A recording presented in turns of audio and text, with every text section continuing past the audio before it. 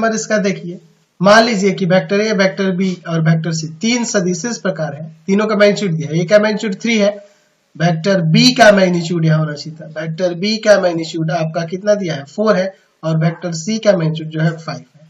तो इनमें से प्रत्येक अन्य दो सदिशों के योग पर लंब है, तो हमें इन तीनों के योग का मैग्नीट्यूड ज्ञात करना है। ठीक है, चलिए तो यहाँ क्या कह रहा है कि इनमें से प्रत्येक जो है अन्य दो सदिशों के योगफल पर लंब है।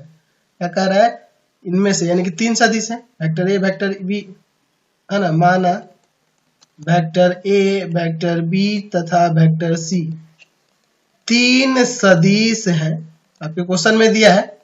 और इसमें किस तरह से है कि वेक्टर ए लंब है vector B plus vector C के योग पर, और वेक्टर बी जो है लंब है आपके वेक्टर सी और प्लस वेक्टर ए के योग पर, लंब है vector C plus vector A के योग पर, और तीसरा वेक्टर सी जो है लंब है vector A plus vector B के योग पर। तो इन सबका डॉट प्रोडक्ट जीरो ही ना होगा जी, यानी कि vector A dot vector B plus vector C zero होगा, vector B dot vector C plus vector A भी जीरो होगा, vector C dot vector A plus vector B भी आपका जीरो होगा।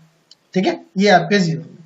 यहाँ पे इंटू का डॉट पड़ता, vector A dot vector B आएगा plus vector C dot vector A dot C लिखो, एक ही फर्क, कोई फर्क नहीं पड़ेगा ना, vector C dot vector A बराबर zero, B vector B plus into में वेक्टर सी और प्लस में vector A into vector B dot vector B.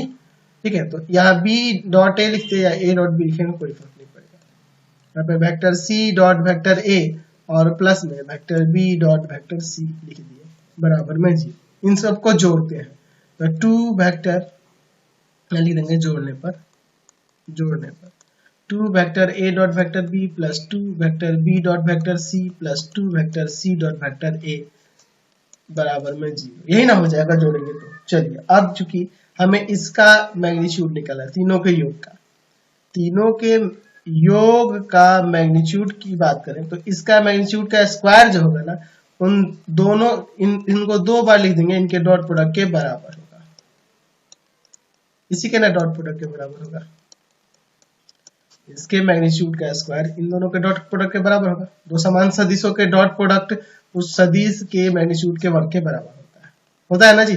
चलिए तो इसका डॉट प्रोडक्ट निकालोगे तो आपका फाइनली आएगा ए का मैग्नीट्यूड का स्क्वायर, बी का मैग्नीट्यूड का स्क्वायर प्लस सी के मैग्नीट्यूड का स्क्वायर, और प्लस में 2 vector A dot vector B plus 2 vector B dot vector C और प्लस में 2 vector C dot vector A. आप निकाल के देख सकते हैं, तो यहाँ vector A plus vector B plus vector C के मैग्नीट्यूड का स्क्वायर बराबर हो जाएगा, ए का मैग्नीट्यूड कितना दिया है तो आपका 3 दिया है, बी का मैग्नीट्यूड 4 दिया है और सी का मैग्नीट्यूड 5 दिया है, और ये इनका योग अभी हमने 0 निकाला है। चलिए देखते हैं क्या हो जाएगा।